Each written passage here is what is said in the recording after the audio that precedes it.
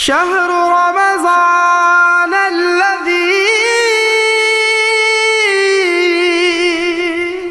أنزل فيه القرآن. مرحبا یا رمضان، مرحبا یا رمضان، مرحبا یا رمضان، مرحبا یا رمضان.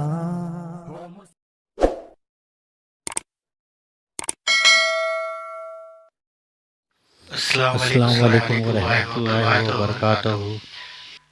بسم اللہ الرحمن الرحیم. الحمدللہ رب العالمین. بے حیائی کی مذمت. حضور کریم صلی اللہ علیہ وسلم نے فرمایا، جب تم حیا نہ کرو تو جو چاہے کرو. بخاری مسلم کی حدیث. یعنی جب حیا ہی نہیں تو سب برائیاں برابر ہے. تشریح. شرم حیا بھی آدمی کی بہت ساری برائیوں سے بچا لیتی ہے. جیسے کوئی شخص والد کے سامنے برائی کرتے ہوئے شرماتا ہے یا اپنے استاد کے سامنے ہنسی مذاق سے بچتا ہے، اسی طرح ایک ایمان والے کو اللہ تعالیٰ کے تصور کی بدولت برائی کرتے ہوئے شرم آیا کرتی ہے. یہ ایمان کی علامت بھی ہے اور اس کی محافظ بھی. اگر حیا نہ رہے تو ایمان رخصت ہوا سمجھو. ایک حدیث شریف میں ہے، اس میں شک نہیں کہ حیا اور ایمان دونوں ساتھ رہنے والے ہیں. جب ان میں سے ایک اٹھا لیا جاتا ہے تو دوسرا بھی چل لیتا ہے. ایک اور ارشاد ہے کہ حیا ایمان میں سے ہے اور ایمان جنت میں پہنچانے والا ہے. ان ارشادات سے معلوم یہ ہوا کہ ایمان کی حفاظت کا ذریعہ اور اصلی علامت حیا داری ہے، اور اس جذبے کی بدولت انسان بہت سی برائیوں سے بچا رہتا ہے. اور یہ جذبہ ختم ہو جائے تو پھر کوئی برائی نظر نہیں آتی. ایسے شخص کے لیے ہر برائی کر لینا آسان ہے. اگر آدمی اللہ تعالیٰ کے احسانات دیکھے اور اپنے اعمال پر نظر ڈالے تو اسے اللہ تعالیٰ سے بھی حیا آنے لگے گی. اسی طرح یہ تصور کرتا رہے کہ اللہ تعالیٰ مجھے دیکھ رہا ہے، وہ مجھ پر ہر طرح قدرت رکھتا ہے، تو اس میں بھی ایک ایمان والے کو اللہ تعالیٰ کی نافرمانی کرنے سے حجاب آنے لگتا ہے.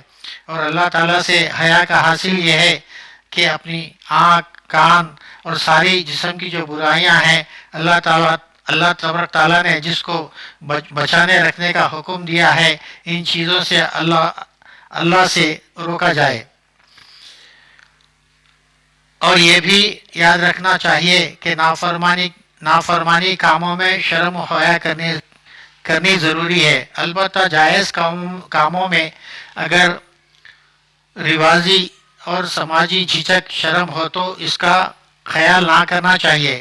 جیسے صحابہ رضی اللہ تعالیٰ عنہم حضور کریم صلی اللہ علیہ وسلم سے دینی مسائل پوچھتے، کوئی تکلف نہیں کرتے تھے، کیونکہ یہ بات نہ صرف جائز ہے بلکہ ضروری تھی کہ دینی مسائل معلوم کر لیے جائیں. اس لیے وہ اس معاملے میں شرم کو آڑ نہیں آنے دیتے تھے. تو اس سے معلوم یہ ہوا کہ جس طریقے سے انسان کا بدنی لباس، جیسے کہ لباس پہنتے ہیں، لباس بدن کو چھپاتا ہے، اسی طریقے سے حیا بھی ایمان کو بچاتی ہے اور ایمان بھی حیا کو بچاتا ہے. اگر ان میں سے کوئی ایک نکل جاتا ہے، جیسے کہ حیا اگر انسان کے دل سے نکل گئی تو پھر ایمان بھی نکل جاتا ہے. اگر ایمان دل سے نکل جاتا ہے تو پھر حیا بھی نکل جاتی ہے. تو ہمیں چاہیے کہ ان دونوں کو پکڑے رکھیں، ان دونوں کو سنبھالے رکھیں، حیا کو بھی اور ایمان کو بھی. یہ دونوں کو نہیں جانے دیں، کیونکہ مومن کے لیے دنیا ایک قید خانہ ہے اور جو کافر ہے اس کے لیے یہ دنیا جنت ہے. تو اس کے لیے ہم یہ سوچنا چاہیے کہ ہم قید خانے میں ہیں، تو قید خانے میں کوئی قیدی جو ہے جس طریقے سے رہتا ہے ہم اس دنیا میں اسی طریقے سے رہیں، کیونکہ قید خانے میں جو قیدی رہتا ہے وہ مسلسل نہیں رہتا، کچھ چند دنوں کے لیے جاتا ہے۔ تو دنیا بھی اسی طریقے سے ہے، جیسے ایک ریلوے اسٹیشن میں کوئی مسافر جاتا ہے اور تھوڑی دیر کے لیے وہاں رکتا ہے، جب کوئی اس کو کوئی چیز کی ضرورت پیش آتی ہے تو وہ تھوڑی چیزیں لے لیتا ہے جو اس کو چاہیے، اور پھر جو کام کے لیے وہ آیا ہے وہ کام کے لیے وہ جہاں جانا چاہیے وہ جاتا ہے اور وہ کام کر لیتا ہے، اور وہ کام کرتے وقت بھی یہ وہ نہیں سوچتا کہ اس کے لیے بہت ساز و سامان چاہیے، بلکہ مختصر انداز میں جتنی ضرورت ہے اتنا ساز و سامان اور اتنی جو اس کی ضرورتیں پوری کر سکتی ہے اس کو لے کر پھر واپس ہو جاتا ہے۔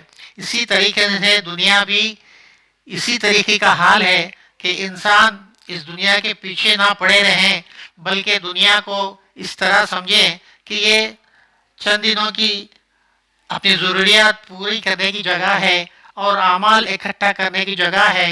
جب اعمال اکٹھا کرے جائیں گے اور زیادہ سے زیادہ یہ سوچیں کہ میں اعمال اکٹھا کروں اور اعمال کو خریدوں اور اعمال کو جو ہے اللہ کی رضا کے لیے کروں، اعمال کو آنے والی میری جو زندگی ہے جو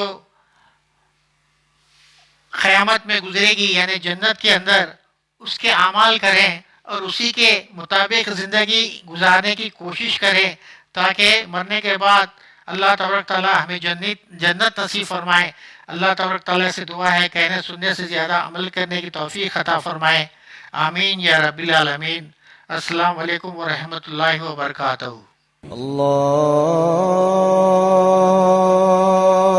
اکبر اللہ